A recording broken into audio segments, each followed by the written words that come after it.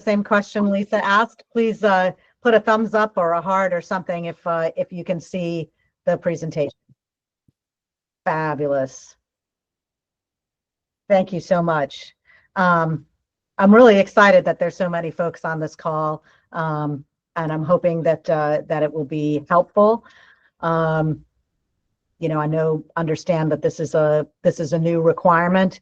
I would also say that you know, our division has worked closely with the Department of Health to try to make this annual report filing, you know, as unburdensome, if that's a word, as possible. But we do know that it's you know, gathering any data and asking each of you to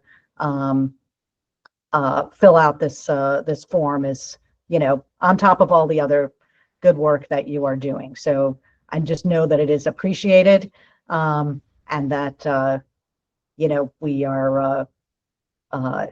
will be using the information to try to, you know, make sure that the industry has the data that it needs, and that the department has the data that it needs to promote, you know, workforce stability and you know, really grow and help this industry in Maryland, and the people who work with and for it.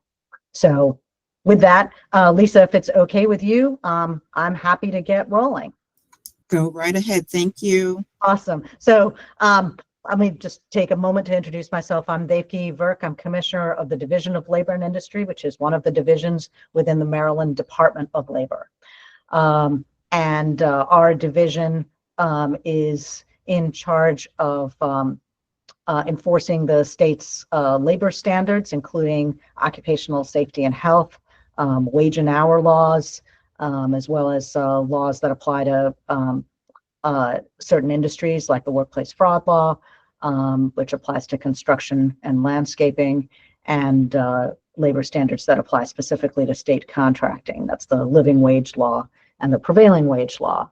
In addition to that, should it be of interest to any of you, we also have, here's a slide that says all the things that we do. We also have a public safety unit that deals with elevator inspection, amusement rides, spoilers, pressure vessels, and railroads. And our building codes administration is also within the Division of Labor and Industry. So we have a lot of things on our plate. Wage and labor standards is, I think, why it is that we were tapped by the General Assembly to assist in this particular project. So rolling right into it, the RSA annual report legislation passed in 2024.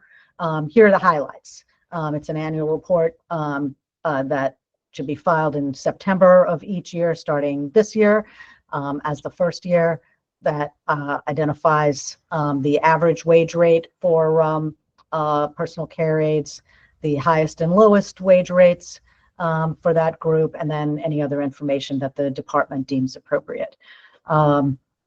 It has to be signed by an authorized representative of the RSA, and the first year is 2025. So here's the step-by-step. Many of you will have seen the form. I believe that there is a link to the form in today's meeting invite. Thank you, Lisa, for putting that in. The link should work for everybody. If you do have trouble, and we've had a couple of reports of folks having difficulty accessing the link, my suggestion would be to sort of close out all of your, it's the same suggestion that IT gives me when I have a problem, close out from your browsers and you know, restart. But it should work in really in any browser and with any email account. You don't have to have a Google account, even though it is a Google form. So let's launch into the first piece, the basics, just to set the stage here. The reporting period that the report covers is July 1, 24 through June 30th of 25. And again, part of that is we understand that it takes time to assemble information. We certainly didn't want to have the deadline or the reporting period and right immediately before September 1st.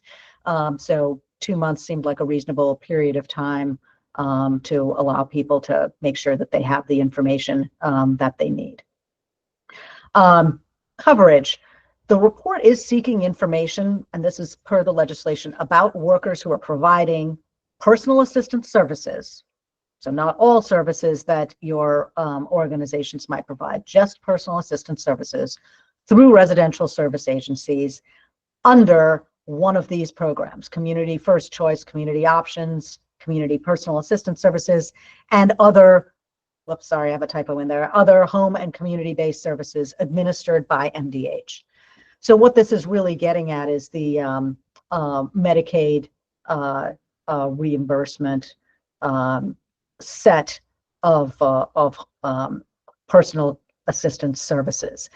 If I know many of you may have clients who are kind of direct pay or have other arrangements, the legislation is aimed at collecting data, again, just about workers who are providing personal assistance services, and just those workers who are providing those services through one of these programs that's administered by MDH. The purpose of the report, again, is to provide a data set to assist in efforts to increase the stability of this particular care provider workforce, and as part of a larger effort to grow this industry and stabilize this industry within the state. Confidentiality, I feel like this is important. This is right on the top part of the form, but it is worth repeating. The information that's collected through this process is going to be shared with the Department of Health, but is otherwise treated as confidential. So if, for instance, our department were to get a Public Information Act request for all of the data that was provided to us in connection with this process, I do want to reassure you that we are not going to be sharing literally all of the data. We are only going to be sharing aggregated data and or de-identified or anonymized data. So participating in this process will not result in information that is specifically tied to a particular RSA being shared with members of the public. So the first two questions here, how many workers did your agency pay for personal care assistance services rendered during the reporting period? Again, just to reframe, the workers that are being, the count that's being requested here is for workers who are providing this type of care pursuant to a program, one of the enumerated programs that's administered by MDH. And the period for which we are seeking data is that reporting base period, which is July 1st of 24 through June 30th of 25. Similarly, the total number of hours worked that were paid by your agency, it again pertains to hours worked by that population of personal caregivers, and pertains to the same base reporting period of July 1, 24 through June 30th of 25. This is a part, I'm moving to the hours paid by jurisdiction.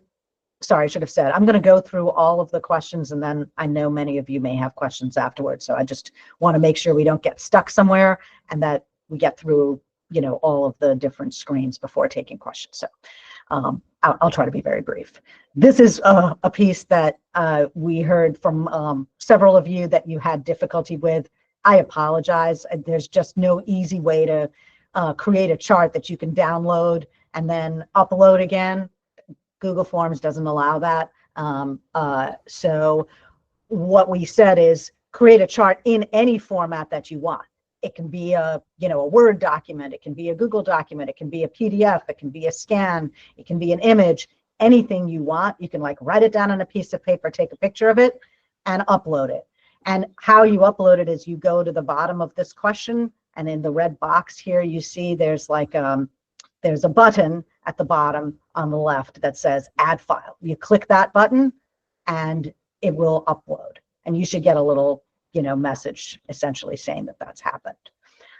If for whatever reason you're not able to do that, some of you have literally sent us your file in email to the address that's listed up here. That's okay too. It takes us a little bit more work to match it up with the rest of your report, but we can do that. If you try a couple of times and you're still having trouble, please go ahead and do that. But the add file process should work.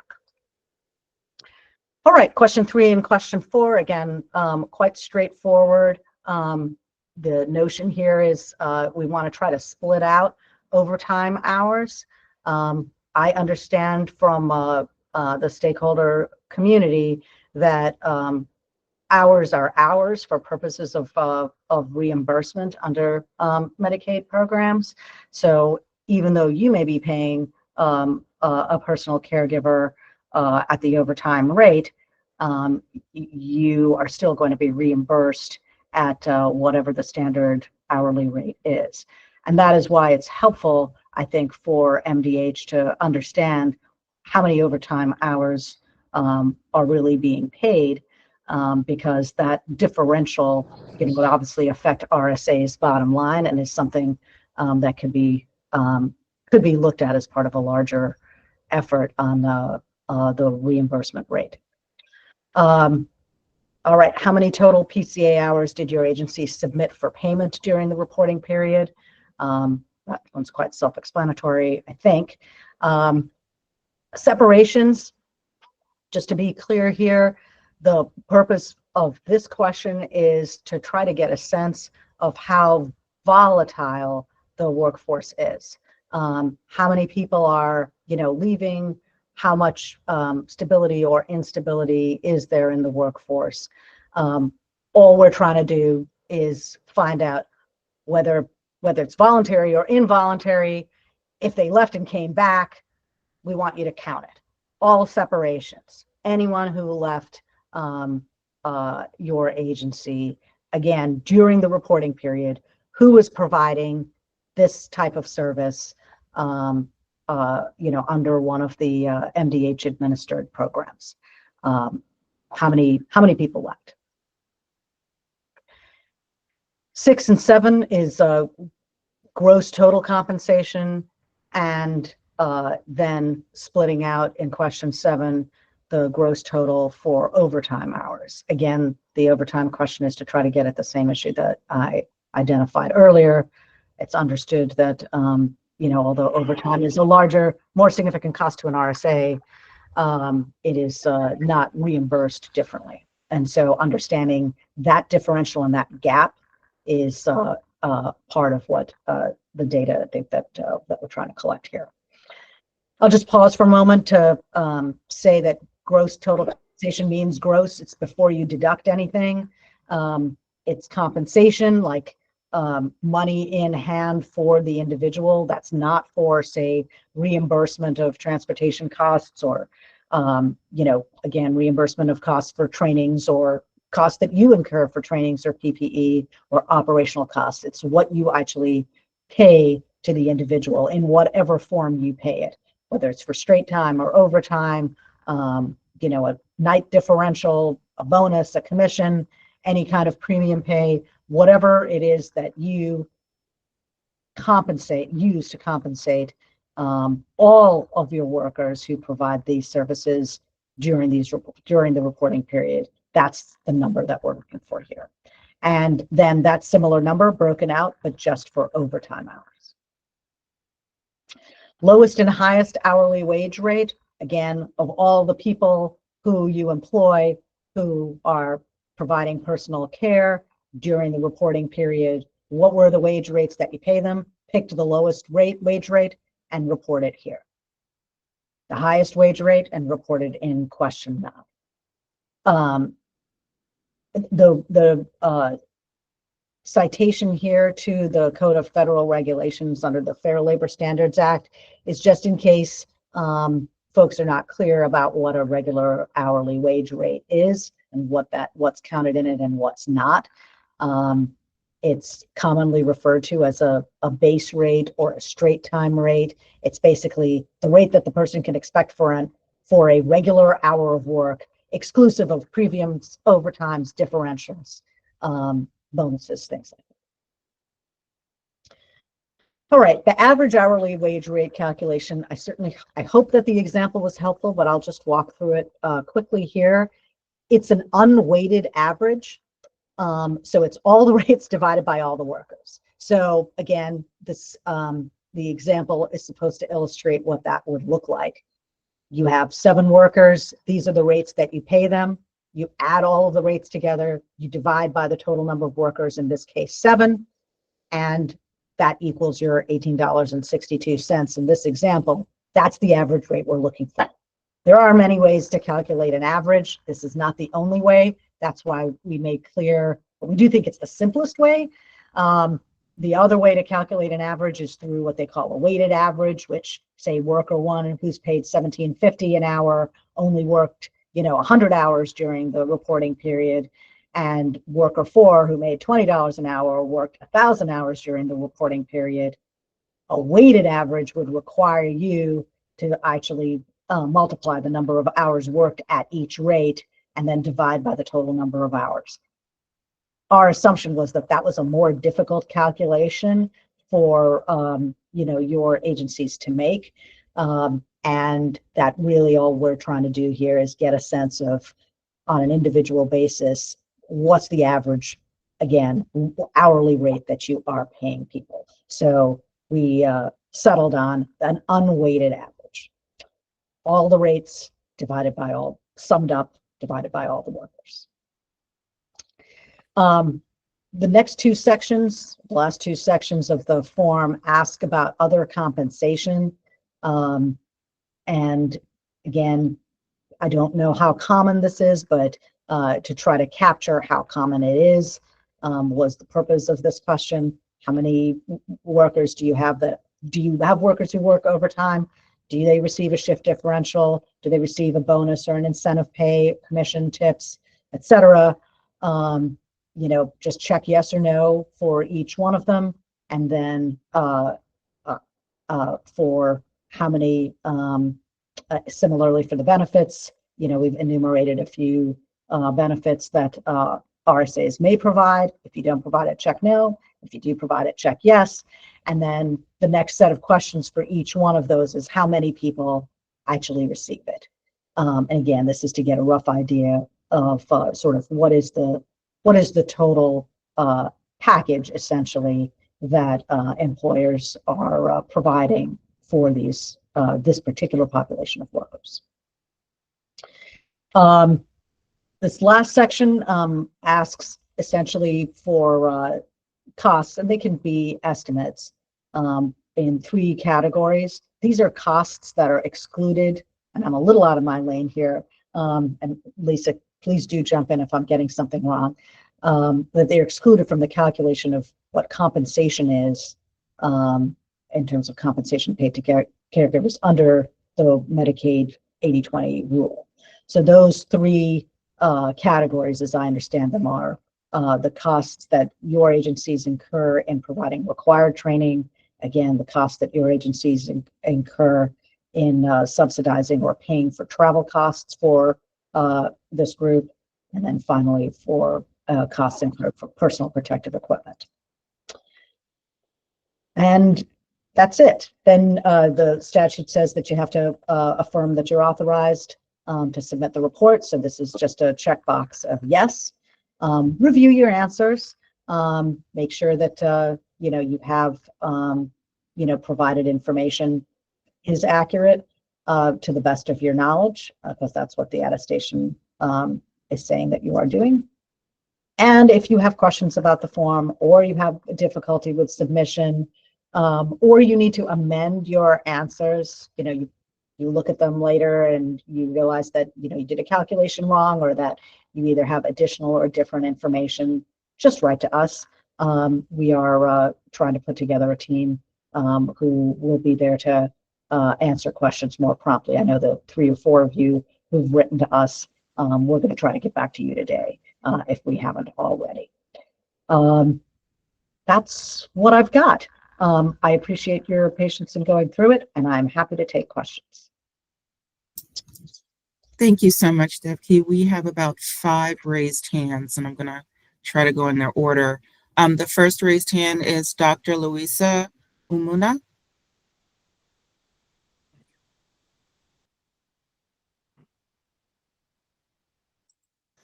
Sorry. Yes. Mhm. The question I had while filling out the form, you had the area about um, jurisdiction, right? So is that the jurisdiction of the client or for the caregiver? It is where, that's a great question. That's where the services were provided. And again, this is to try to capture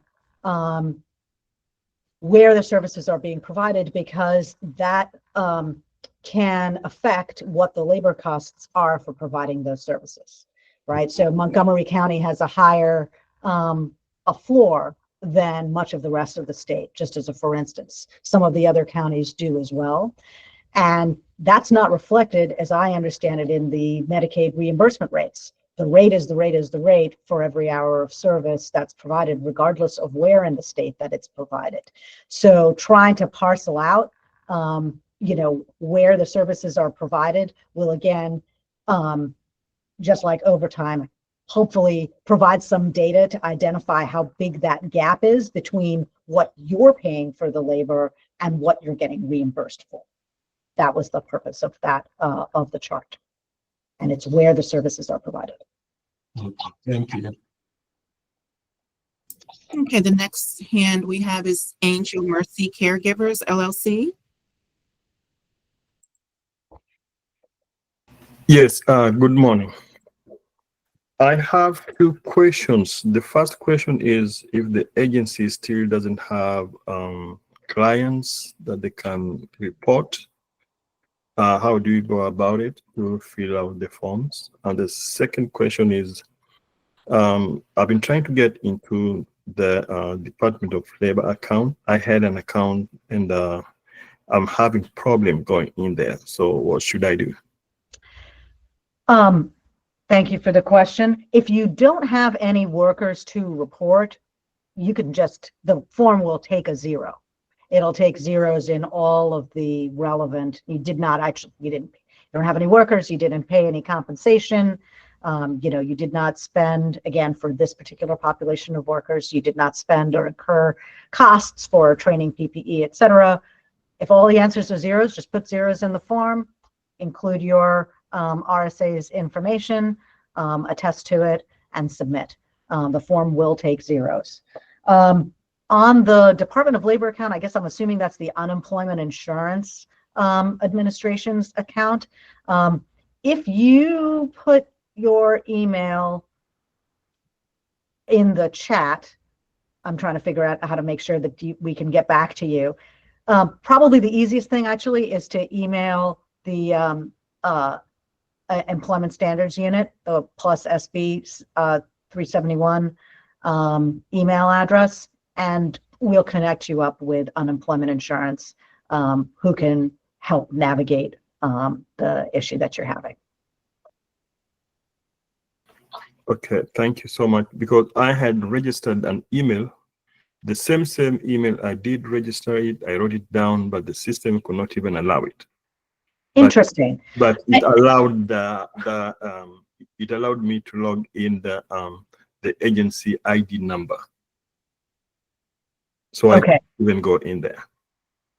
If it is a Department of Labor system, my division does not administer unemployment insurance, but we know the people who do. So if you're trying to get into the UI system with previous registration information, just provide your information and we'll get you in touch with someone at unemployment insurance who could help you navigate through that. If it is the unemployment insurance system, if it's a different system like the MDH system, Lisa may be able to help with that. But just write to that email address and we'll try to get you to the right place. Okay, thank you. And you can also email myself, and then we have a dedicated email as well. So any of those emails will definitely work. The next hand, Magna Johnston Buckner.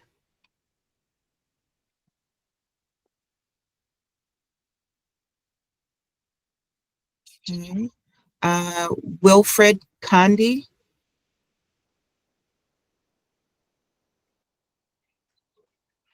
No? Okay. Oh, there you go. I hear you.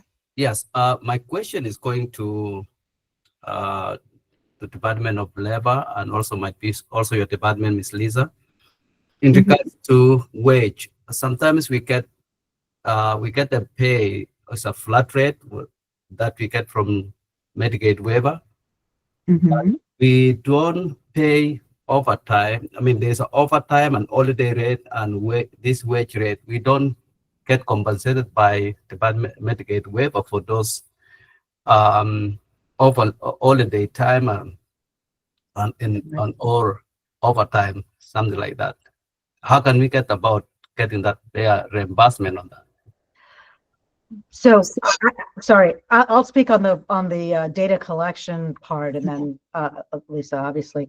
Part of the point of this report, sir, is to try to capture all of those labor costs that are directly incurred by RSAs that are not now perhaps factored into the Medicaid reimbursement rate. So that's part of the reason why participating in this process and providing full and complete information can be so helpful, is that the Department of Health will just get a broader picture from all this data about how many overtime hours are being paid, how many RSAs are paying shift differential or holiday, how many of them are paying, bonuses, like all of that information, understanding those gaps, how many of them are, doing how much of the work is done in Montgomery County where the labor costs are higher. So understanding those pieces will be, I think that's part of the point of the data collection exercise. All right, I'll turn it over to Lisa for the actual technical response here. In addition, before Lisa take, like holiday rate, Medicaid waiver does not pay for Medicaid waiver. Medicaid for holiday rate, the Medicaid waiver does not pay for for that holiday rate. Right. And again, that's why how many hours are paid at, a holiday rate or a time and a half rate, or, have any kind of differential tacked onto them is important to capture, because as I understand it, an hour is an hour is an hour, and it's the same flat rate that RSAs receive in reimbursement. And so understanding where those gaps are, where you're getting reimbursed for just an hour, but the cost of those hours to you differs depending on which hours they are, Sunday hours, holiday hours, overtime hours, where the work is being performed, Montgomery County, soon Prince George's and Howard. Those things affect your labor costs. And so understanding your labor costs, at least at this level, and capturing data about that, that's the purpose of the report, is to try to figure out, where those gaps really are.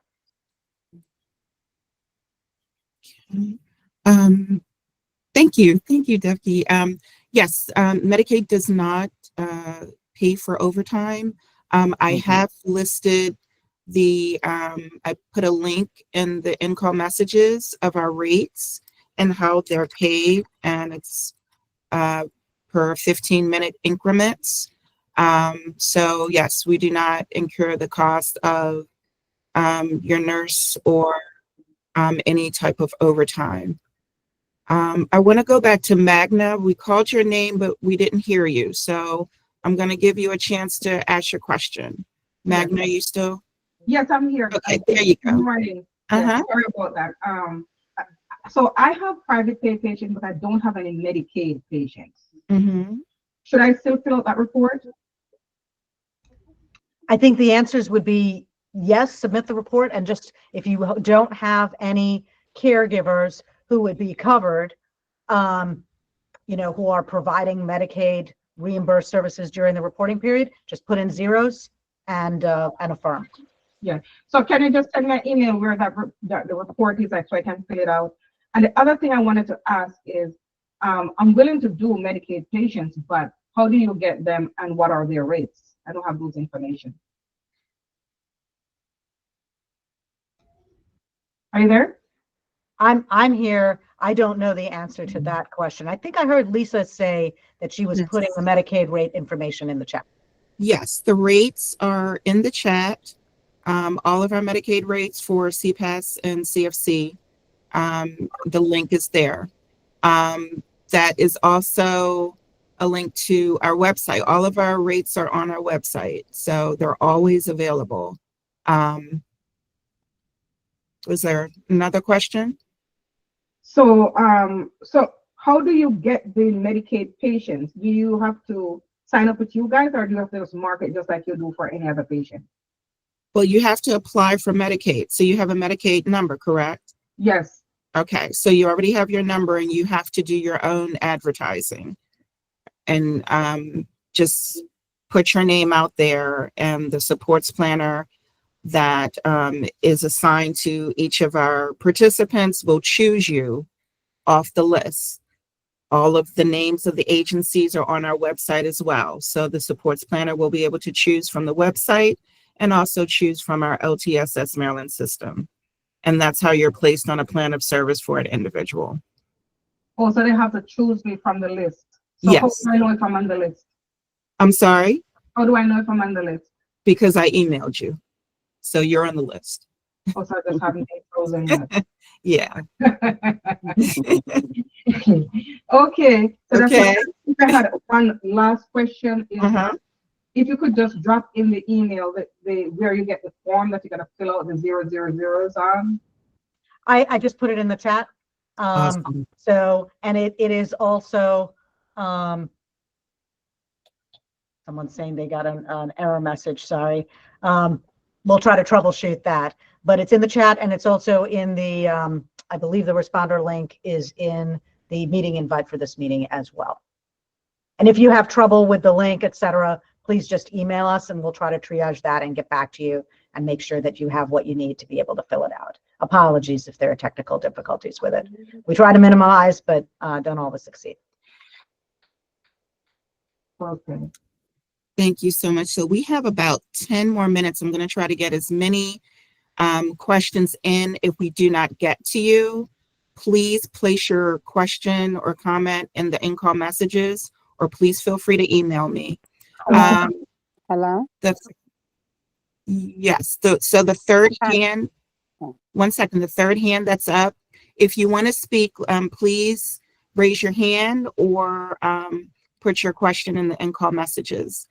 Number 3 is Ali. Thank you. Thank you so much. In the interest of time, I'll pass my question because it was similar to what my other colleague just said. Because for our agents, we had all the PCA hours where during the reporting period were provided to private clients. So I just wanted clarification on how to report, but it's been answered. So that's it. Thank you. I'm sorry, I did not understand your question. You were kind of going in and out. Oh, I was saying that my question was similar to what my colleague just asked about if the PCA hours during the reporting period were provided to private clients, because our agents just provided all the hours to private clients. So I wanted clarification on what to report, but she's already responded to that. It's a 0 since we're all private. Yeah, so that's it. Yes. If you don't have Medicaid clients currently, just please put 0. And also, before I go to the next question, I know the deadline to have the form filled out was the 22nd on Monday, but I am extending that. So I will give until, Devki, is the 30th too late for you, or is that okay? No, I think we want as much participation as possible. Okay. So Awesome. I think that would be completely fine. Okay. All right, great. So you have until the 30th, and I will follow that up with an email after this conference call. We have number 4, Carmina Io.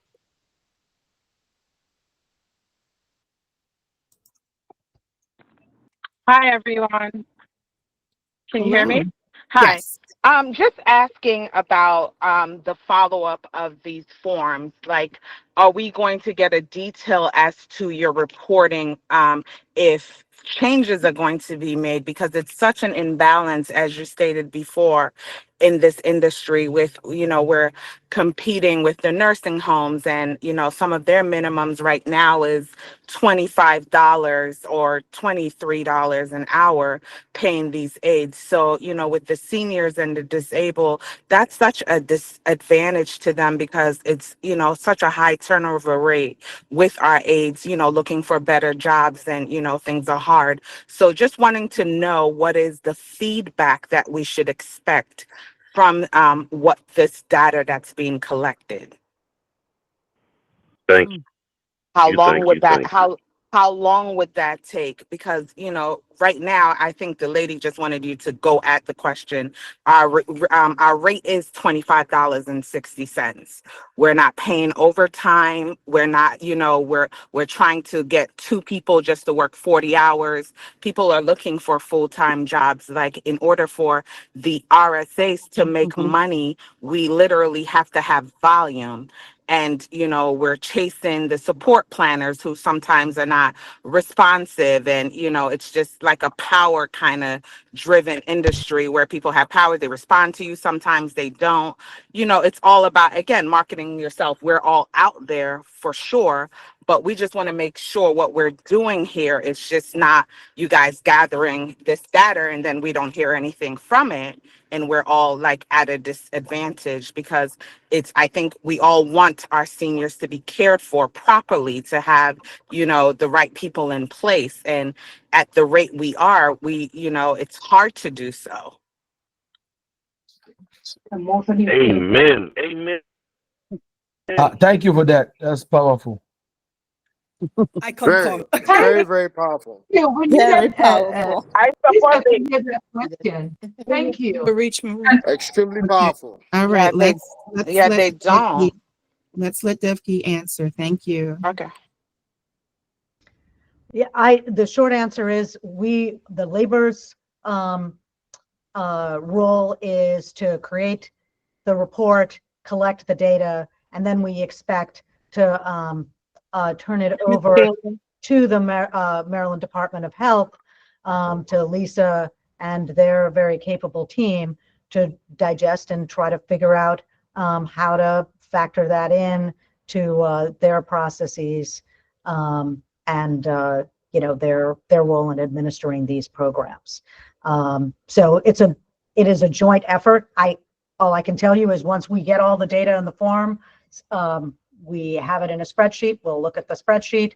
We'll make sure that we follow up. If there are issues with any of the responses, or people didn't provide the information that they intended to provide. Once all of that follow-up is done, we'll make sure to get it to MDH. And I think Lisa would be, and others at MDH would be in charge of trying to figure out how to digest it and incorporate it in all of the work that they are doing in this area. Thank you so much, Devki. I do have a question. We know that DDA is part of Medicaid, and the question was, should DDA personal support services hours be included in the report?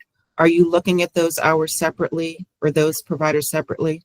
I should have made this clear at the outset. DDA is expressly excluded. Okay. So it is MDH administered programs only. Awesome. Thank you so much. Can I add something really quickly before I know I already stated a question? I know that there are different levels of licenses with the RSA, one being the PT 53.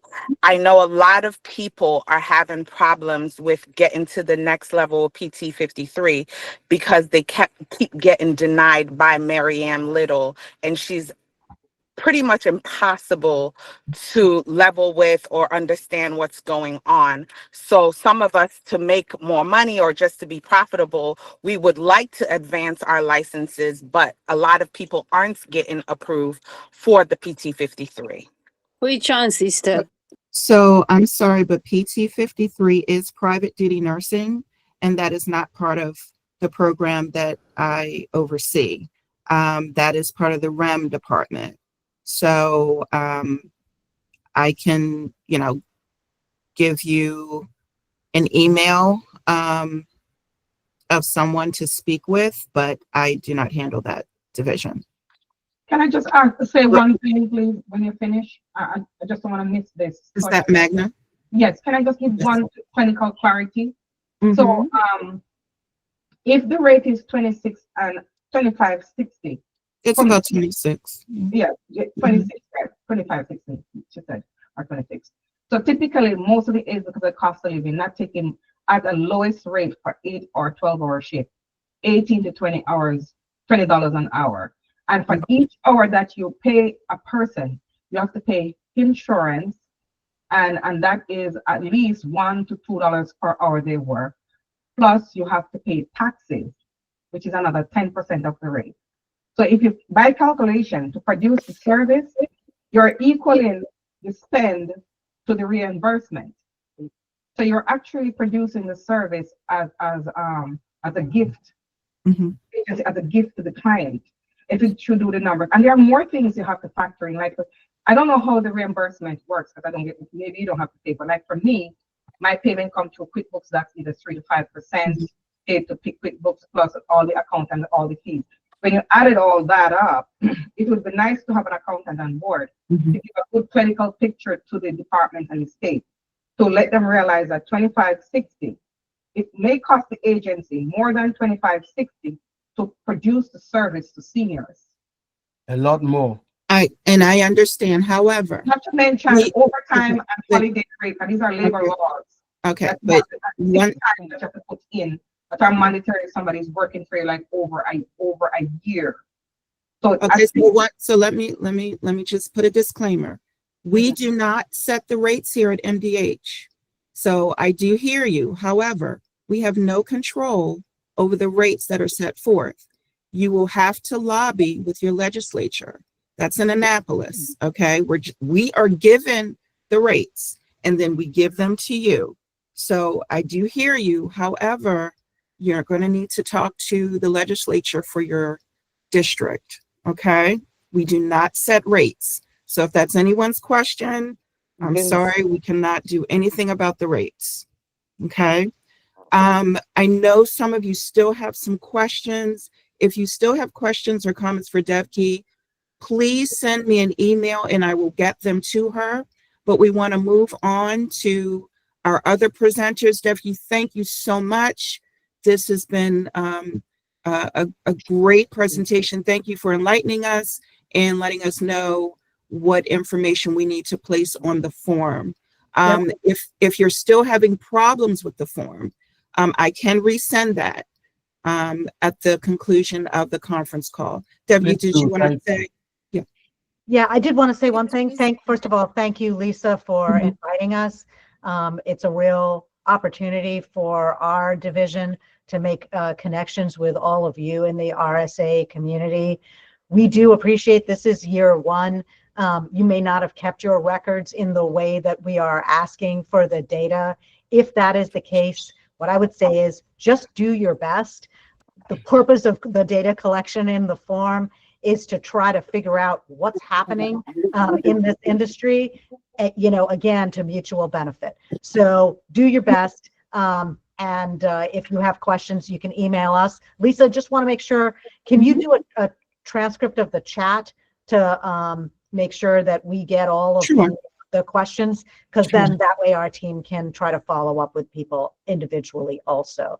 Thank you all for your attention. And thank you, Lisa and MDH for inviting us and putting this together. Take care. Thank you so much. Bye-bye. Thank you. We're going to switch gears and go to our next presentation. And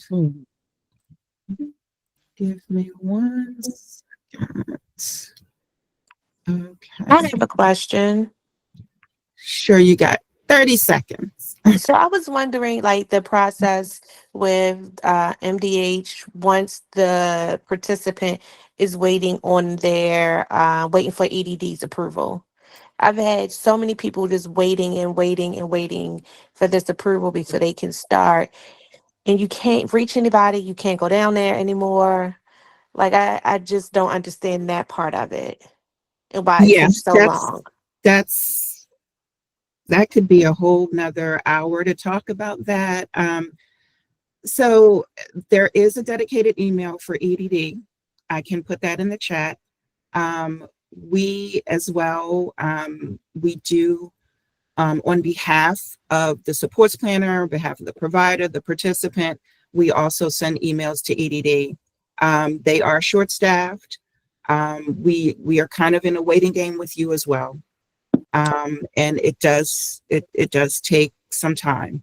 But I can definitely put their dedicated email in the chat, and hopefully that will help somewhat.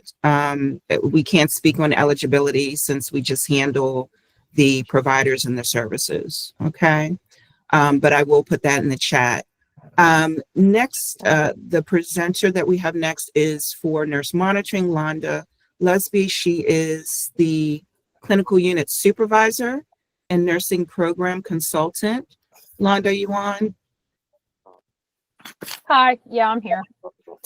Good morning. All right, I'm going to let you go ahead and I'll just move the slides for you.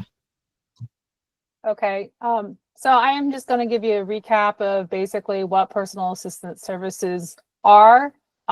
Personal assistance services need to be in a response of an assessed need of the person.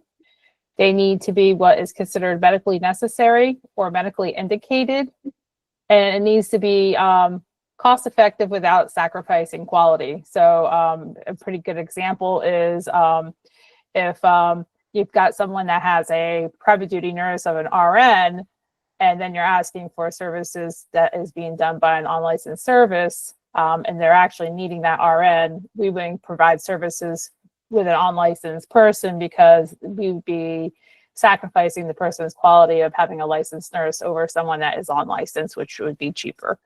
So that would be kind of a broad example of that. Their services need to prevent their institutionalization, meaning if they didn't have these services, they would probably likely be hospitalized or put into a nursing home.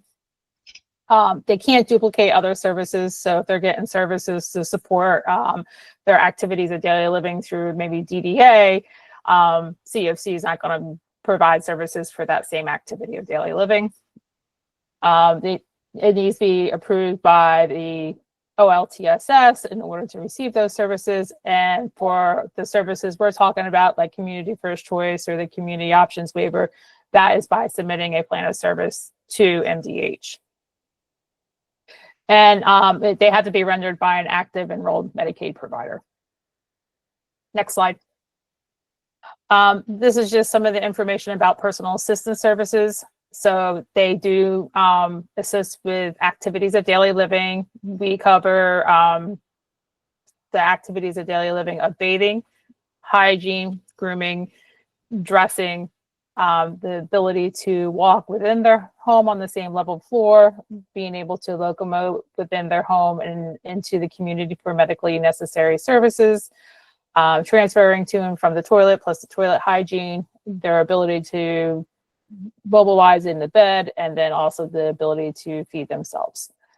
And then instrumental activities of daily living, we cover specifically meal prep, incidental housework. So that means that housework is actually assisting with an activity of daily living, such as throwing away the trash because the person is incontinent to take them, you know, so the house isn't going to be infested with bugs or whatever.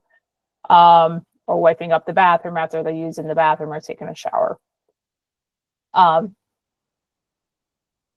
Financial planning, medication management, their ability to go up and down stairs if needed, their ability to go shopping, whether it's online shopping or going into the community to go shopping, and then transportation for medically necessary services, such as going to the pharmacy, possibly the bank, and then like medical appointments. The health related tasks are through hands-on assistance, supervision, and our queuing. The next piece of this is basically our COMAR definition of assistance. And there is 4 types of assistance. One is physically performing that activity for the person. One is physically helping the participant to perform that activity. The third is monitoring the participant's performance of the activity to ensure their health or safety. And then the last one is cueing or encouraging the participant to perform the activity. But there's the participant or the caregiver is actually performing an activity of daily living or an instrumental activity of daily living. Next slide. Currently, all personal assistance services are provided by a residential service agency, such as yourselves, and you are licensed by the Office of Healthcare Quality. 1 unit of personal assistance service is 15 minutes. And so there's 4 units with 1 hour of personal assistance services. Again, each unit needs to be associated with that activity of daily living or instrumental activity of daily living. We do cover what we call shared personal assistance services, where if you've got 2 participants that live in the same household, they can receive an allotted number of personal assistance service hours, which has a higher rate considering for just 1 person. And that 1 caregiver would actually be taking care of 2 folks at the same time. And I believe that cost ratio is like 4/3 of what 1 hour personal assistance services for 1 person. We also offer daily personal assistance services, but this is a person that would require more than 12 hours a day needing assistance with an activity of daily living or an instrumental activity of daily living for a person. And this would be given as a flat rate per day. So if they were requiring 16 hours a day, the cap rate is the same, whether it's 13 hours or 16 to 20 hours. Next slide. So nurse monitoring. Nurse monitoring is done by the local health departments. There are 24 local health departments in Maryland. That's Baltimore City and then each of the counties. And they are the designated providers for nurse monitoring. Some of the health departments do subcontract this to other agencies, but they're acting on behalf of that local health department. The goal of nurse monitoring is to evaluate the quality of the personal assistance services that a participant is receiving. They are not providing any kind of nursing services. They do have a required frequency for all participants that are receiving the personal assistance services. And this is a required service that needs to be on all plans of personal assistance services. Can I ask a question real quick? I guess. Yeah, go ahead. Yeah. So with them coming out to do the supervisory visit, we are still required to do our own, correct? Correct. And I will, these slides should hopefully maybe address the difference between what you do and what the health department does. Okay. If not, we can go more into it at the end of the presentation. Okay, thank you. You're welcome. Next slide. So the 3 types of activities that a nurse monitor does is they have an assessment sheet that they can fill out, and that's just assessing kind of like what's going on with that participant at the time they're making the visit. They can do what we call an RSA checklist. So this is probably, you might be hearing from the health department calling you up asking for basically your RN assessment or plan of care. And they're just checking to see, hey, are you going out into the home at the frequency that you're basically indicating you're doing that's required by OHCQ? Is there any delegation going on with that participant? If so, what is the delegation? And any kind of follow-up with that. So they're basically performing or checking in to say, are you kind of doing what is required of you in order to be a Medicaid participant for the Community First Choice programs? And are you following the guidance as indicated by OHCQ related to providing these services? And then a visit note is basically them usually calling, talking to the participant or their representative, making sure that they have no questions about the services they're receiving, making sure they're receiving their services. And and making sure that they're satisfied with the services. So if for some reason they were getting like poor quality care, or, you know, they're like, I haven't had an aide in a week and I don't know why, they might be following up with you just to make sure, hey, you know, why are we not getting what we should be getting, or whatever is going on. So they're just kind of like that person that's providing that oversight and making sure that the services that should be rendered are being rendered, and that they're being, you know, hopefully rendered sufficiently. Any of these three activities do qualify for a visit. The nurse monitor needs to be out there at least twice a year. And one of those visits are required to be in person.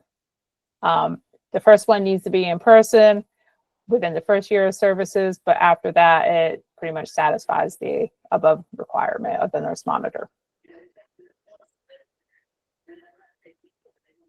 The frequency of the nurse.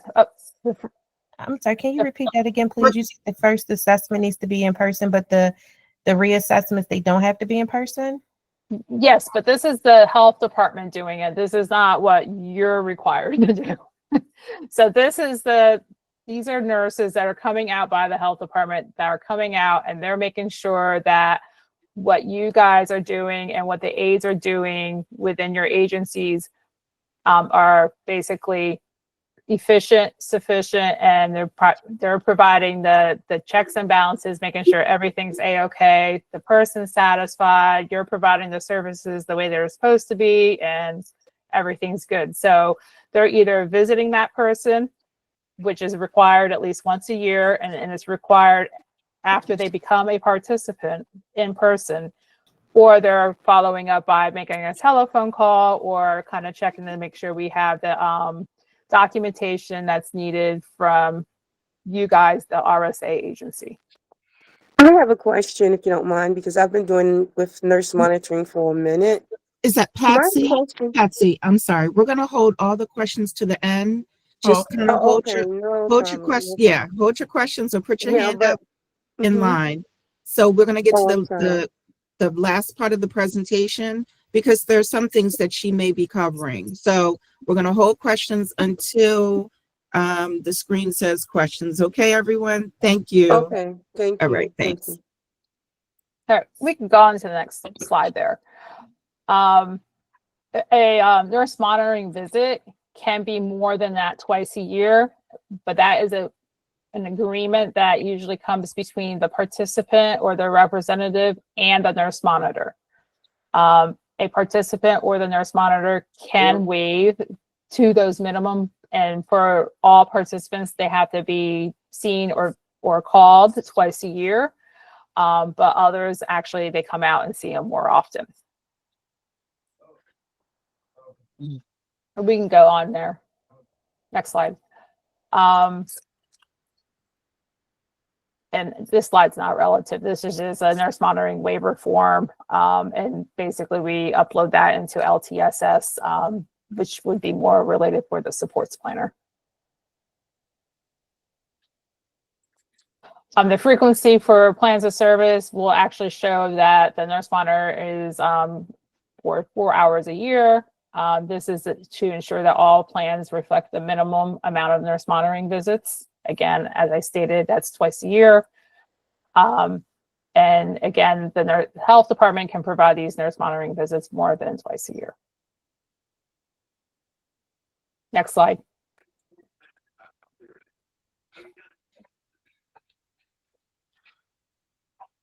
The nurse monitor may not be the same nurse monitor when they go out. It depends on the size of the health department and who is available to provide that nurse monitoring. Sometimes the nurse monitor could also be the person that performs the annual assessment for the health department, which is the annual assessment is what determines the services that a person could be receiving through their plan of service.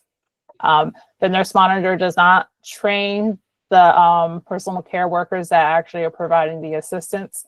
They don't supervise, and they do not delegate tasks to the personal assistance worker. That would be the responsibility of the nurse through the RSA.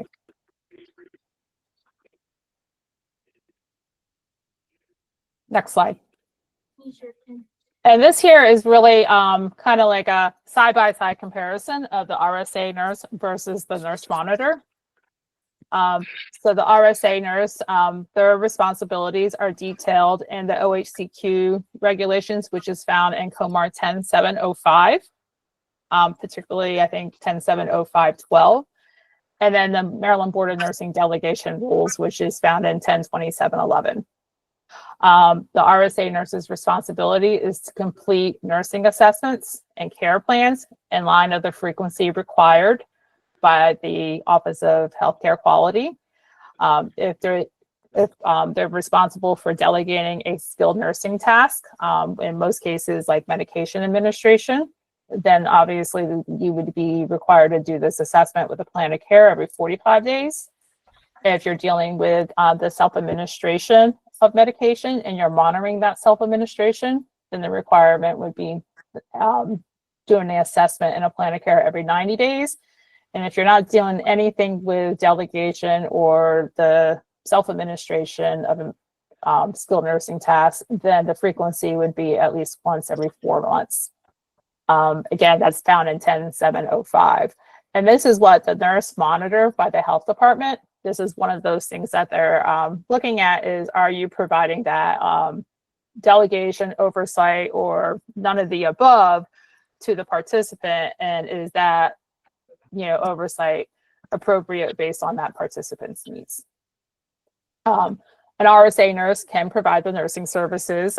For our services specifically, it would be a delegated nursing task. And it's defined here as a person, meaning someone who works under the RN's license. So the RSA RN, who is the one that's coming out into the home and performing those assessments, you're responsible for training the care workers that's providing the services to your participant, making sure that you're evaluating those services to make sure they're still consistently performing those services adequately.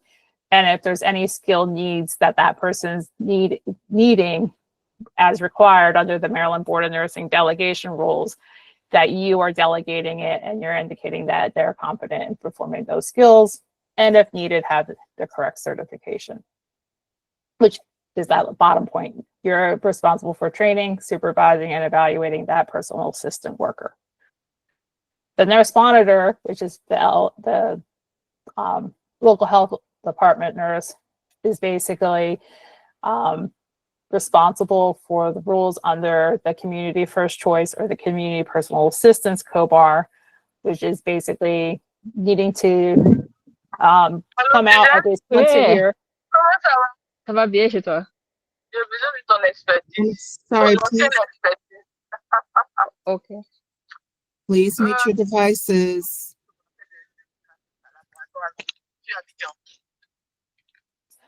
Okay, go ahead. Lynn. Okay, the local health department nurse monitor, their responsibility is found in COMAR 10984, which is the Community First Choice, or 10920, which is the Community Personal Assistance COMAR. And they're responsible of having an activity done at least twice a year, but it can be more. Once is going to be an in-home visit. The other one could actually be a telephone visit. They do not provide any kind of nursing services. They do not delegate any kind of nursing tasks, and they do not train, supervise, or evaluate a personal assistant worker. They're there to basically indicate that the services that is being rendered by that personal assistance worker is satisfactory with the participant, it is meeting their needs, and that the oversight being provided by the RSA nurse is being done per the regulations of the RSA nurse's responsibility. Go ahead. Next slide. And that's pretty much the end of it. So now we can probably go ahead and take questions. So Lisa, I'll let you be the person. First of all. All right. I have a question. Okay, one second. We're going to go in order. The first person that I think I asked to hold their question was Patsy. Are you still there? Yes, I am. Thank Okay, you. go ahead. Yes, question. I've been doing this for a long time in different aspects. even when I worked for other agencies prior to having our own agency. And what I saw the whole transition between the nurse monitors and things of sort. I'd like to know the considerations of when they are going to pay our nurses for making these visits, because right now it's incorporated in a minor fee that they give, and we still have to pay our nurses. And then, from my perspective, please help me out with this. It's been a real pet peeve. How is it that the nurse monitors get paid, but they don't have to go out? They're calling our agency who do not get, Give them who do not get information. paid for those That was visits. my question. Somebody's in the background, can't hear, I can't finish. Thank you. They're calling our agency who do not get paid. Can you give me the visits? And I said, we put them in the notebooks in the home. They're there. Or they're not there. I said they are.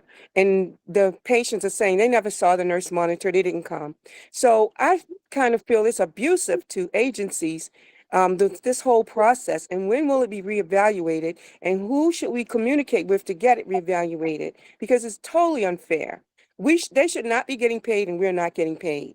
And then calling on us like we work for them. And that's how it comes across. And I know it sounds a little bit disruptive, but calling on us like we work for them, send us this, send us that. Like, really? We have to pay for somebody to do all this administrative task. So please help me to get some calmness there and understand this process, because I don't think it's fair. And I don't know why someone doesn't evaluate and see it's not fair. It's clear to me. I'm sorry So for taking so much time. no problem. Londa, I can take this. Actually, we're going to talk about this a little later in our slides, but I can tell you one reason that you are not paid is regarding the Office of Healthcare Quality regulations, because it states that when you come to us, you're supposed to have a nurse and you're supposed to have those assessments done if you were, private pay before you came to Medicaid. So Medicaid is not going to incur those costs. So that's in the Office of Healthcare Quality Regulations in 100705. But we are going to talk about, we're going to talk The about Office that a of little Healthcare later. Quality does not tell you how to get reimbursement for those visits. No, I they guess don't. they're But assuming that you have a procedure in place for that. So I know I'm speaking to the wrong group right now regarding this, because that makes zero sense. I mean, I watch when they put these nurse monitors in place. The nurse themselves used to get paid and they used to do those visits themselves. For some reason, they're not trusted to do it. I can understand all of that, but you're no longer paying them to make these visits. Office of Healthcare Quality, assuming you have your payment system set up. Everyone knows they're payable visits. Private pay for those visits. Any other entity we have pay for those visits, but Medicaid. I think it's an abuse to the well, agencies. I really do. I can tell you that when you apply for Medicaid, you are signing a declaration that you will accept the payments that are given by Medicaid. So even though Medicaid does not pay for everything, when you sign that declaration as a provider, a Medicaid provider, you're understanding that you are not going to be paid for everything that a private agency is going to be paid for. So you're signing that. So it's either, you're going to be completely private pay or partially private pay, but for Medicaid, we can only pay you for what we're commissioned to pay or authorized to pay. So Well, at one point, Medicaid said they were going to pay, and we took their word. Medicaid has appeared to be not integral, because we took their word. We made those visits. We sent them bills, and they says, "Oh, we changed our mind." I know it's lobbying and it's political. I get that, but I also get that it's terribly inconsiderate and that it's a mismanagement of how they're paying people. You should be paying for the services that are rendered. Medicaid should not assume that we give free services. And we will do this whether we get paid or not. Let's make that real clear. But when we're talking about the logistics, I'm gonna let you know, please talk to your legislator. We have no control. We have no control over that. Okay, but I understand. I understand and I feel your passion. However, we do not control the rates. They are set by another power. What we pay for is not up to us. It's given to us. It's given to us. Can I say Okay? something? Can I say something, please? So one second. If there are any comments regarding pay, please go to your legislature. It is, like Patsy said, it is political. We It cannot is. change our rates. We cannot change who we pay for. That's already set. The rates are set when we place them in our own regulations. So please, again, we can't, I mean, I understand you're frustrated. However, right now we want to ask questions about the last presentation, and that Okay, was getting back to that really quickly, and I'm for the sake of time, I just want to say for you to answer this question. The nurse monitors, why are we servicing them like we are their employees? When I leave the visit in the home in the notebook, go find it and look for it. It's there. And if you're telling me you went there and the patient's family said you've never come, then there's a problem even with that. I think that is abusive. I think people are abusing the system, and we love our patients. And so we'll take care of you, never pay us. Promise you that, the ones we have. But that's not the point. The point is fairness. Why Can I are they say getting all this something? pay and not making visits and depending on Okay. us to get to service Patsy, them? Patsy, I cannot, I don't have that answer for you. There should be no abuse. However, the nurse monitors are set in place to oversee what your agency nurse assessments are. So that's how it should be. That's what the nurse monitors are being paid for. So I'm going to go on But to is the it next question. acceptable Can I if ask it's one a question, notebook in please? the Can I home? ask I'm one going, Just question, things with please? that I'm question going to because that's mute, I'm going necessary. to mute everyone. I will mute everyone and we will not have any questions. Okay, I'm sorry. All right, number 2 is Praying Hands Home.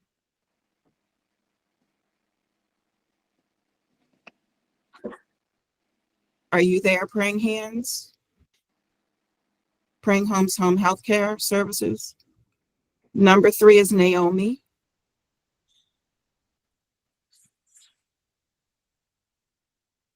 I don't have a question.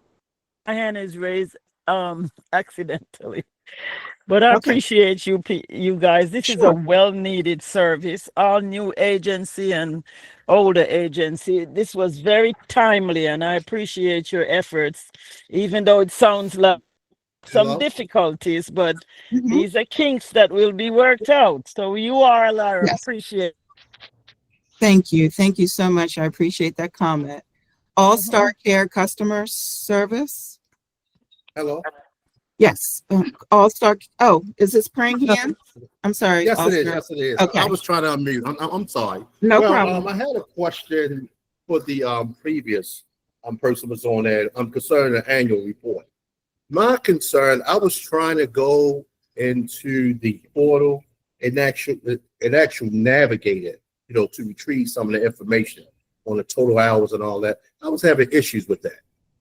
So it wouldn't calculate anything. Yeah, right. So that's one of my problems that I had, No, with that's that. what it So is. that's Seems like that person. hello. Okay. Yeah. So So if you're having a specific problem, you can definitely use our dedicated email to send an email what's going on, what issue you're having, okay. because So there should be a report that you can pull. yes, ma'am. So another question concerning overtime. Like I have some clients that may receive 44 hours, whatever. Even though I always try to get like another provider to work those 4 hours. So even though I'm not paying that overtime fee, should I still report that, or that's nothing to report because I'm not actually paying for the overtime fee? If you're not paying the overtime, then you wouldn't report it because the hours are being split between another person. Okay, now to piggyback off the what the young lady was stating about the nurses, that well, my registered nurse, can leave a home, and then the support planner may ask for their information, right? To retrieve the information, and she also let them know that it's that it's in the home. So yeah, this is becoming a problem. Is this something that my nurse has to email them, or she could say, no, you have to just go back to the home to retrieve the information that you need from the book? You're talking about the nurse monitor from the county? Yes, ma'am. Yes, ma'am. Okay. So you would need to, all these people. so you would need to contact that nurse monitor that reaches out to you. and find out what they need, because they're going to ask for specific items. Okay. All right. Okay. That's better. That's Lisa, You're can welcome. I add Sure, go ahead. context to that? So I think what he might be also referring to, because participants, they submit what kind of services that they think they need through our programs, and then we're being tasked with making sure that the services are appropriate. And so a lot of folks are asking for services like, my person is administering medication, my person might be doing maybe some other skilled task that could be delegated.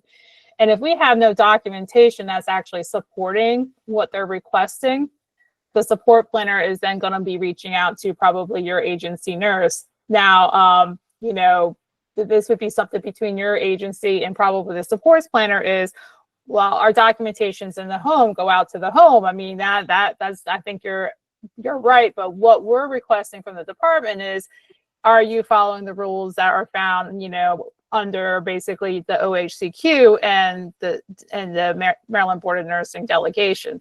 So when the supports planner is kind of reaching out to you in that respect, that's probably where it's being driven at.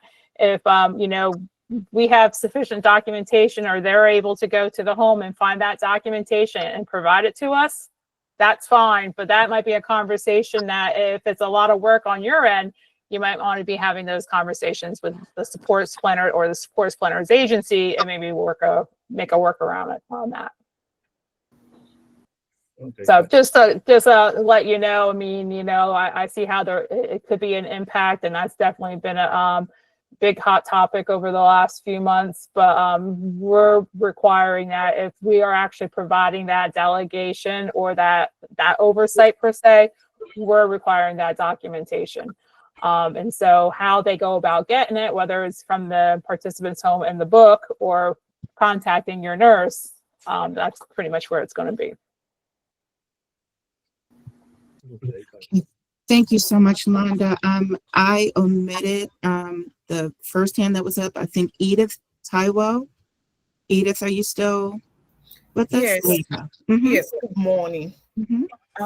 I have two questions. The first one is, can clients, a patient, can they, because some of them don't want these nurses coming every 90 days. Can they request a waiver for like 2 times a year or something? Some want it just 2 times a year from our agency, the nurse from the agency. Some want them to just come in for 2 times a year. They don't want them coming in every 90 days. Is that workable? That's question one. The second question is, how many hours over 40 hours is overtime? There was a time I called Department of Labor and I asked, because they said somebody told me 48 hours is the regular hours for this kind of job, for this department. Anything after 48 hours is overtime. But I just want the clarity. I want to be sure that it is 48 hours per week.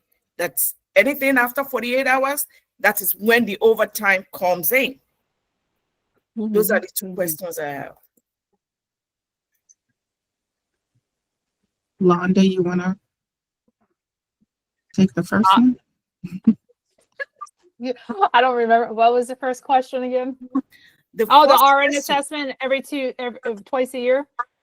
The first question was, some of our clients do not want nurses coming every 90 days. Some even want telehealth, which is a no-no. Some says they just want them to come in like 2 times in a year, maybe every 6 months. Is it workable? Can we do that? And if yes, what do we do for them to be approved for that? That's number one question. So Then go ahead. So that's those regulations are per OHCQ. So my understanding is those assessments are required to be in person because part of being that in-person assessment is for you to actually observe the personal care worker providing those the assistance. And then the other piece is depending on how much oversight you are providing for skilled tasks or self-administration, that's why there's that requirement in there. If you're not providing anything with medication administration or delegation or the self-administration, then I believe the requirement's every 4 months, which is like 3 times a year. So, depending on your participants' needs and what kind of oversight your nurse is providing to that care worker and the competence of your care worker is probably going to be driven on how often you need to be in the home. Okay, that's okay. I get that. Then the second question is overtime issue. There was a time I called Department of Labor, and somebody told me that any hour after 48 hours per week, that's when the overtime comes in for this type of job. I'm not sure about that. Then, and some other people are saying, no, it has to be 40 hours, like normal labor law. But I want clarity. I want to be sure of what Department of Labor says about overtime for this job. Thank you. I would like to say something. So we didn't, again, Medicaid does not pay overtime. We pay the rate. You are required to, if you do have someone working, a direct care staff, working over the 40 hours, you are required by the federal government and by state government to pay overtime. So that's, again, that's regulation. Without reimbursement for overtime. Whew. Can I say something, please? We don't pay for overtime. I'm going in order. We're not going to get to everyone's comments or questions because we still have a few other presenters. But I mean, we have almost 500 people on this conference call. So I know a lot of you have a lot of questions. I'm going to take one more and let's see. Can I do a quick one? I would like to say something, please. If we can do one question at a time, I think we'll get to everyone. Well, no, we can't. We can't because some people have 2 and 3 part questions. So what I'm going to do, hold your question. I'm going to go to the next portion of the presentation. So that way we'll have more time for questions. So just hold your place in line. Don't put your hand down, or you can put it in the in-call messages, and then we'll just save it till the end. Okay. Okay. Do we get handouts for this presentation? Yes. I did email them earlier today, but I can definitely email them for those of you who did not get one. Please put that in the in-call messages as well. Okay. And they include all the slides being presented? Yes, all the slides will be included, and we also will probably have the recording available to you. Sorry, Miss Lisa. So we're going to. I'm I have sorry. a question issue, Miss Lisa. No, I'm not answering any questions right now. It is not a question. It is for me to make a case because I've never received any email for you for this virtual meeting. Okay, put your email in the in-call messages. Thank you. Okay, thank you. So, yes, I will send out we're going to try to convert this recording so that you will all have all of this information and send it out to every one of you. Okay. Really quickly, let me go to the next slide. Jeff Key from the Department of Labor was gracious enough to come on our conference call or training and talk about a little bit about some of the analysis that we're going to be doing, especially in light of the Home Care Workers Rights Act of 2024. It was a House bill that was passed, House Bill 39. It goes into effect January 1st. Basically, Services that are completed that are personal assistance services must be completed by a person that is classified as an employee, not a contractor. Some of the implications for you as the provider, your agency payroll must convert any 1099 contractual workers to W-2 employees. That reclassification of employees within the LTSS Maryland system, there is an attestation in each employee's profile, and I'm going to show you that in the next few slides. Of course, the implementation of the statute is January 1st, 2026. What we have done in the state, we've made enhancements to LTSS Maryland, to the provider portal. We've been informing you all, the RSA network, to make an appropriate employee designation in that portal and to do it immediately. We have been doing provider training for almost a year now. And then we are also going to complete or continue the ongoing compliance and monitoring through annual audits. So RSA guidance, beginning January 1st, of course, the implementation, all billing will only be for those employees who are certified as an employee. The identification of the employment type is available within the staff profile within the provider portal. It is the responsibility of the admin providers for each RSA to update the staff profiles of all of their staff to ensure this information is accurately reflected. This is a screenshot of how to begin that attestation.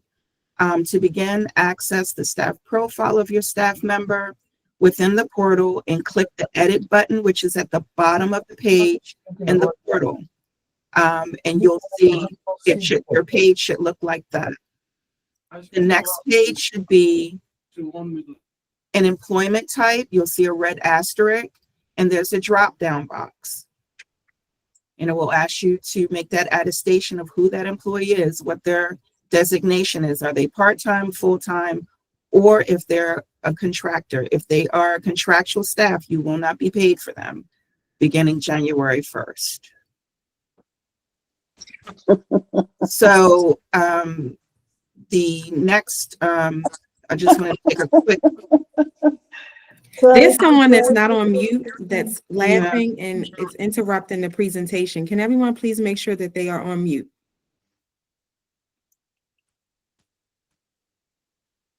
Thank you, Courtney. So the just want to switch gears a little bit about the paid caregivers conflict memo. The department issued guidance to clarify regulatory limitations regarding direct care staff for CPAS, CFC, CO, and ICS programs. Basically, the memo, and all of you should have this memo, the supports planners should have this memo or making you aware of it. Basically, it's stating that a personal assistance provider agency may not assign the participant's representative to provide services to a participant if they are defined as a representative, which means this is a person who is authorized by the individual to serve as a representative in connection with the provision of community first personal assistance services and supports. If that individual who signs the plan of service is on the participant's behalf, or any individual who makes decisions on behalf of the participant related to their plan of service. They cannot be a legal guardian of the individual for the participant, and they cannot be a parent or foster parent of a dependent minor child. Also, I just want to add, in those cases where you may have those caregivers as duly as a representative, we will be coming back to the agency and will be instructing you to remove that person as the caregiver. If you do not, we will recover those funds that have been paid to that caregiver. Just really quickly, reportable events. You're asking, your reportable event is an allegation or an actual occurrence of an incident that may adversely affect the health and welfare and safety of a participant. Everyone who works with long-term care services and supports must report. We are all mandatory reporters. This is a memorandum regarding reportable events. It's a hyperlink, so when you get your slides, you can click on that regarding ER visits, that we don't have to report on them unless it is related to a serious event for the participant.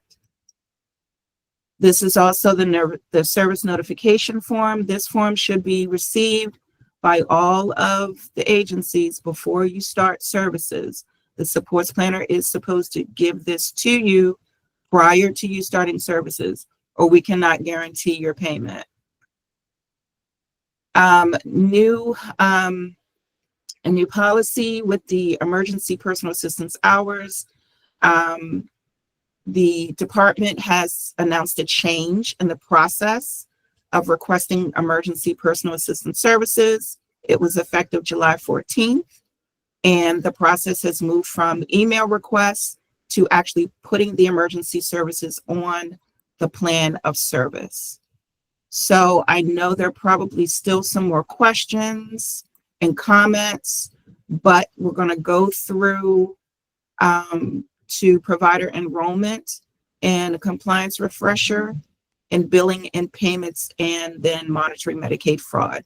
So I'm going to turn this over to Courtney Barno, who is the manager, and Gondela Brown, who is the medical care program specialist too. Thank you. Courtney, you can take it, or Della. I'm not sure who's first. Ms. Della's first. Okay. I am. Hello, Yes, everyone. Go right ahead. First, let me thank all of you for coming. Hope this information is helping with a lot of the questions that I be getting, but please just kind of listen to the answers. A lot of you are asking the same questions over and over, and they might have been answered in something, but now that you're all enrolled, congratulations. A lot of you may have already been enrolled, but every 5 years you have to do a revalidation. The easiest way to remember this, ePrep would be the one to send you the notification about 3 months prior to when you have to submit it, and don't just ignore it, especially if you're getting paid, because of the fact that you can get suspended. Once they suspend your payments, you will not be able to get new clients. You will not be able to get paid until you have a successful revalidation. Now, they send that notice out 3 months prior till it's time for you to get that revalidation. But if you don't do it within that time period, they give you you could do it within a year. After that year, if you haven't completed that revalidation, they will terminate your provider number. Once they terminate it, if you had any payments that were due during that revalidation period, you will not be paid, because that means you were not in compliance if you are suspended. Okay, so please don't sit on it. If you get that notice that it's time for you to do your revalidation, the easiest way to remember it is that a revalidation is just like an enrollment, except for you want to make sure all your staff information and stuff like that is updated. You must be in good standing with SDAT. So that is a revalidation. You're uploading the same documents when you first got enrolled, except for making sure, including CJIS background reports. They must be done every 5 years on your staff also as part of the revalidation process. Okay. Next slide, please.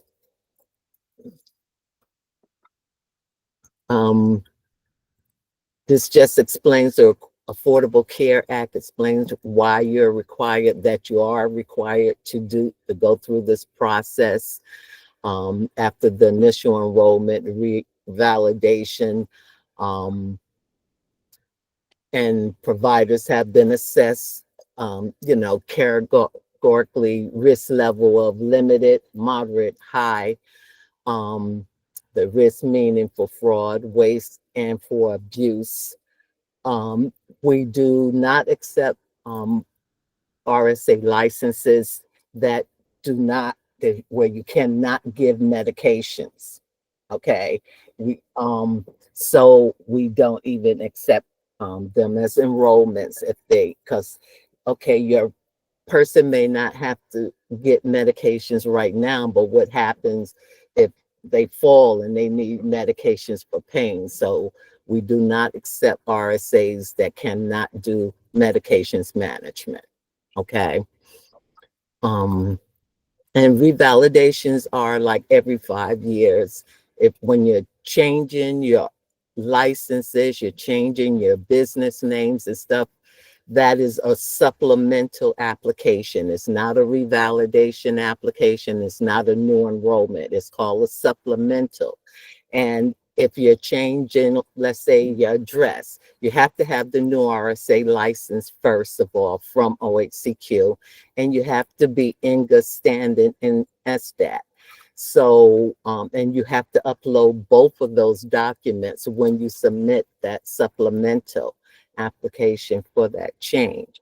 But remember, if you're changing your business address, your pay to, and your correspondence, always make sure to check multiple changes, because if you don't, they're only going to change the physical address. And then that means your payments are going to your old address, and they're trying to send communication to you, it's going to the old address. And if it doesn't match what we have in our Medicaid system, and all of a sudden your payments stop, that's the comptroller's office, because if it doesn't match what we have in the Medicaid system for you, your address type of thing, and they send payments and they come back, they will also hold your payments. And then you have to go through the supplemental process. You can't just send an email saying, this is my new email, same process. If you're changing your email, your phone numbers, you have to submit a supplemental application for any changes for Medicaid, please. Okay. The new PT 76 Community Options Addendum is now about 8 pages. But what it does is, because I don't do enrollments anymore and all that good stuff, but what this addendum does, it outlines every single document you need for your staff. It tells you about the CJIS and all of that type of stuff. So the criminal, it has to be, the criminal background check has to be in the business name. It cannot be in their personal name or come from another agency. Okay, we do not accept those. You have to have a license through OHCQ to apply with our program. Again, the staff credentials have to be updated. And don't send anyone. If you're submitting an application now and you know that this person's stuff is going to expire in 3 months, you need to go ahead and get their paperwork updated, because if someone can't get to your application for those 90 days and then they get it and the stuff is expired, application is going back and forth. Make sure staff is updated when you submit your applications, okay? New applications, I pretty much just went through that. If you change your tax ID, you want to change it, that is a new enrollment. You have to do a new application. Again, every time you do a new enrollment, you upload in everything. Nothing is transferred from previous applications or none of that type of stuff, you have to upload it yourself, okay? I just spoke a little bit about the supplemental applications, and that is only for existing enrolled providers that they do that supplemental application, okay? Change of ownership, we really do not do type of thing. So if you are planning on selling your business to someone, you need to go ahead and let them know they need to go ahead and start working on their own license, their own tax ID, that type of stuff, and they need to apply as a new enrollment.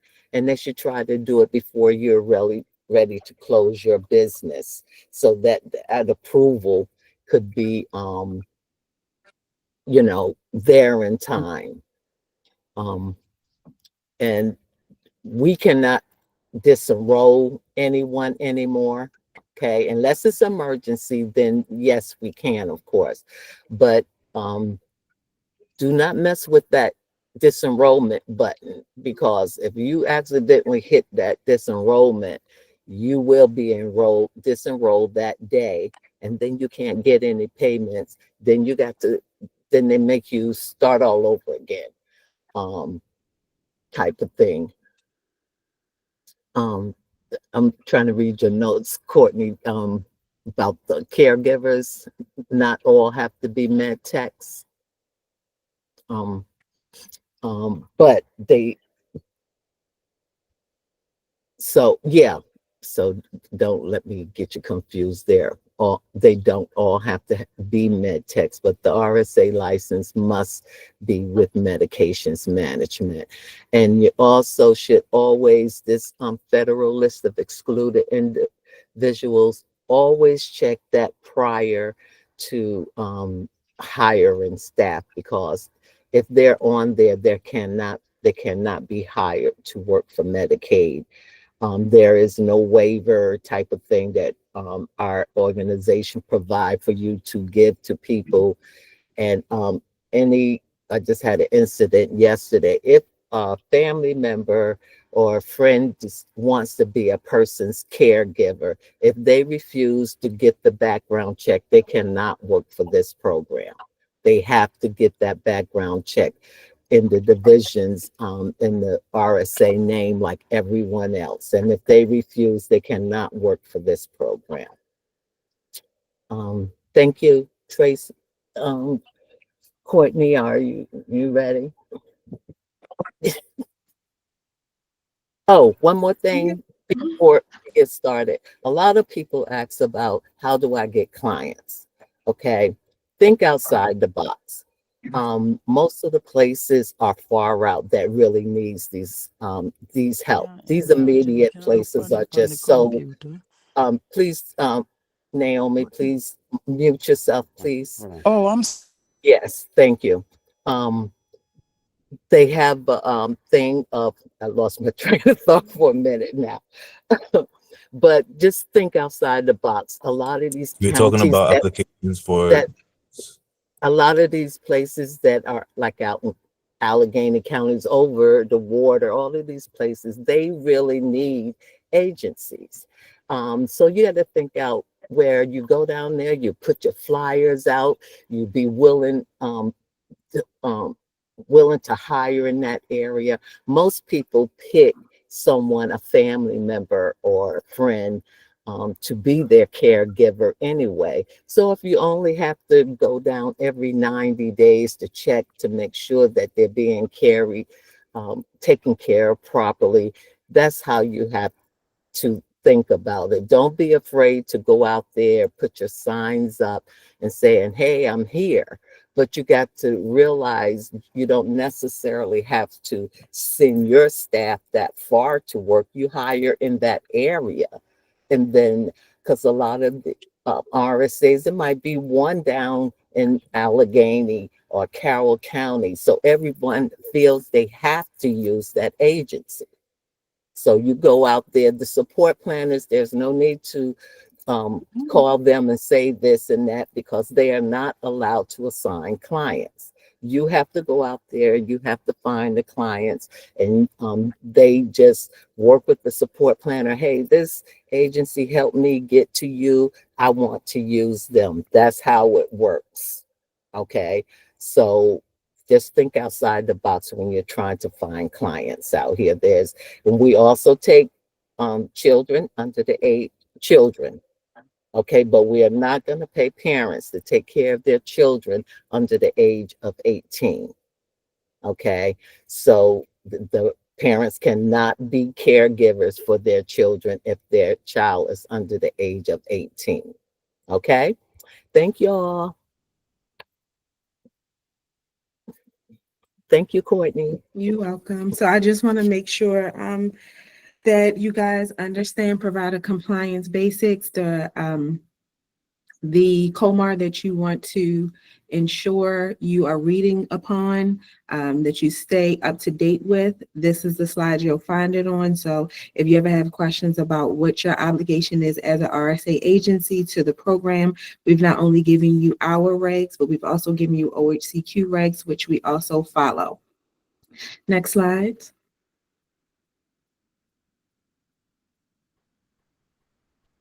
Participants, also want to say participants have the right to choose what provider that renders care. So if you have a participant that is working with you and you have a caregiver with your agency and they decide they no longer want to use your agency, that is their right to make a change. They do not have to stick with your agency. All residential agencies must have a registered nurse that is willing to participate in developing the client's plan of care, determine whether or not the client requires a CNA and MedTech. So that does answer one of the questions that was in the chat. Every caregiver does not have to be a MedTech, but the nurse will determine whether or not that client requires a MedTech. And if they do, then that caregiver will need to have their MedTech license.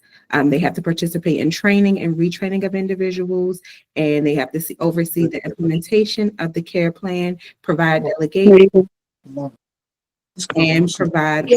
I'm sorry. Somebody has to mute themselves. Mute yourself, please. Yourself. Thank you. And provide periodic on-site supervision. Next slide. So you guys have gotten a lot of information about the RSA nurse, delegating nurse versus the LHD. This is just a summary of it. The difference, the LHD nurse is monitoring the quality. They are required to do contact at a minimum every 6 months. The residential agency delegating nurse is a part of developing the plan of care. They're delegating those nursing tasks, and they provide personal assistance according to the plan of care. Next slide.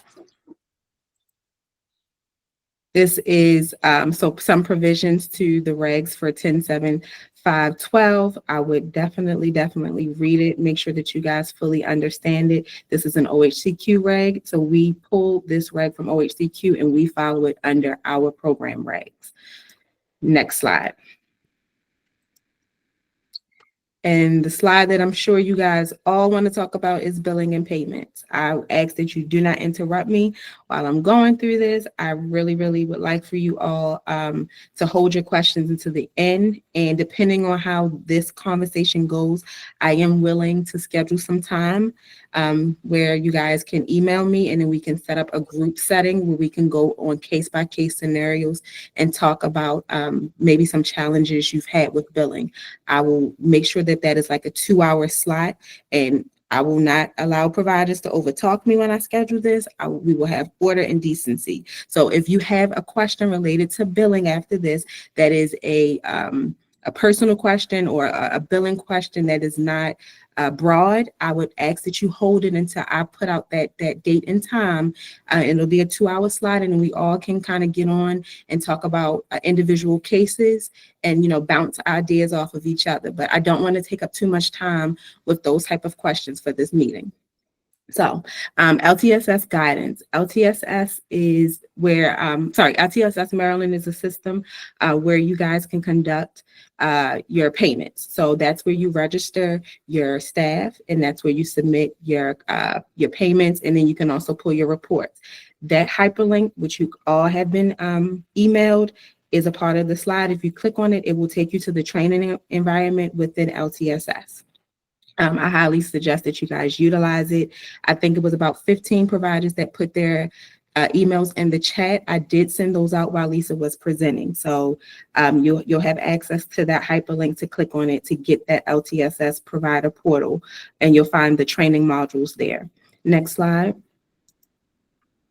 So caregivers are required, as you all know, to clock in and out using the ISAS system, which stands for In-Home Support Assurance System. That is a telephonic timekeeping system. Payments are made to the RSA based on the time entered in the ISAS system. So if your caregiver does not clock in and out, then there's no way for ISAS to know which shift that they work. Administrators are also able to put the missing time into LTSS using the missing time request. If a staff provider is unable to clock in and out for service, the agency can submit this manually through the portal, and it's called a missing time request. MDH will only approve up to 4 MTRs per month per staff.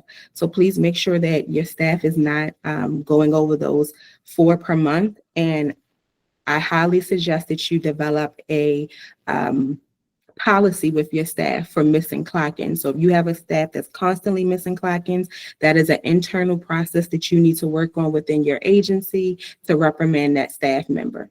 Next slide.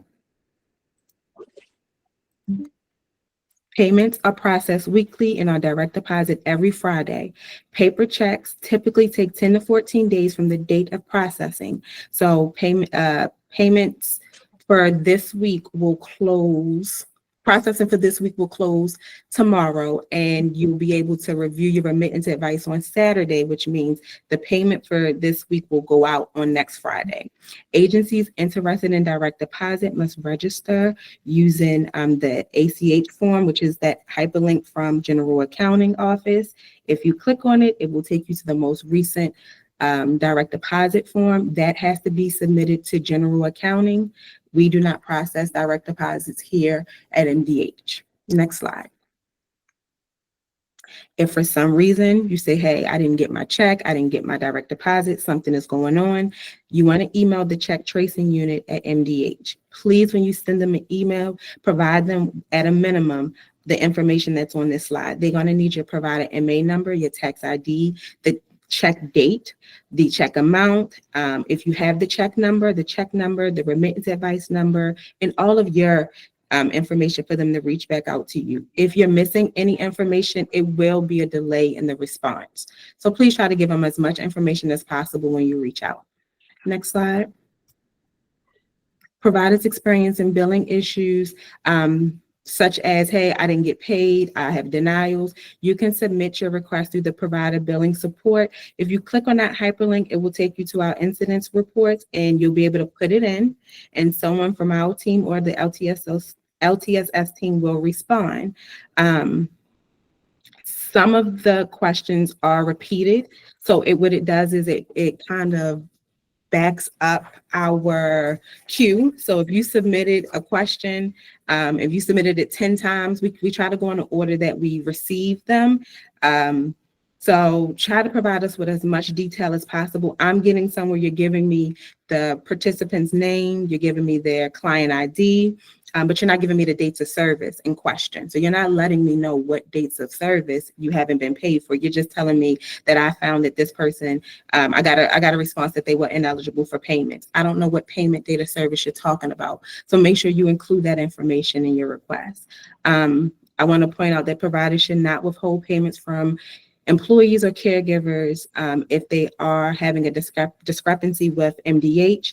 If the caregiver worked the shift, you have to pay them for the shift.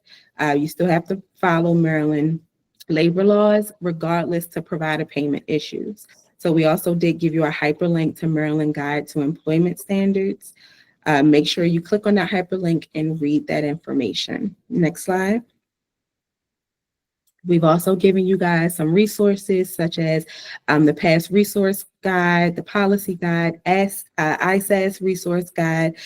We've given you eMedicaid website. So the eMedicaid website is typically used by our assisted living providers, our not home delivery, our PERS providers, our contractors, but eMedicaid will allow you to go in and review your remittance advice. So it'll give you a breakdown of what was paid and what was denied, and then it'll also give you some of the denial codes and the reason.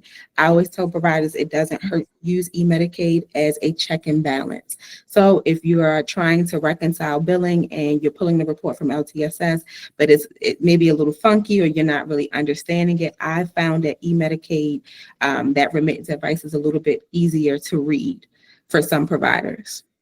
Next slide. So now we're going to talk about monitoring Medicaid fraud. Fraud is an intentional deception and may lead to prosecution by the Medicaid Fraud Control Unit. So Medicaid fraud, includes billing for services not provided, billing for participants living at another location, misrepresentation of staff in your facility or organization, not billing according to the participant's plan of service, using underqualified or unqualified staff, or misrepresentation of staff, and then financial exploitation of a participant. What typically happens is we will file a complaint with OHCQ, and then it'll go to the AIG's office, and then it'll go to Medicaid fraud. If you are found guilty of it, you will be included on that exclusions list, and you will not be able to render services to a Medicaid participant. Next slide. So